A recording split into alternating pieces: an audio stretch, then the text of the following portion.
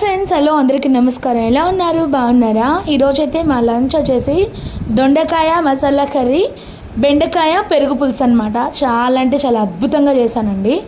ఈరోజైతే మన ఛానల్లో బెండకాయ పెరుగు పులుసు పోస్ట్ చేశాను వీడియో. మీరు ఖాళీగా ఉన్నప్పుడు ఫ్రీ టైంలో ఒకసారి ఫుల్ వీడియో చూసి ఖచ్చితంగా లైక్ చేసి సబ్స్క్రైబ్ చేయండి అబ్బా. చాలా అంటే చాలా సింపుల్గా అద్భుతమైన రుచితో కమ్మగా చేశాను. అస్సలు మర్చిపోవద్దు, సూపర్గా చేశాను. మీరు ఫ్రీ ఉన్న టైంలోనే చూడండి, కానీ చూసినప్పుడు ఖచ్చితంగా సబ్స్క్రైబ్ చేసుకొని సపోర్ట్ చేయండి.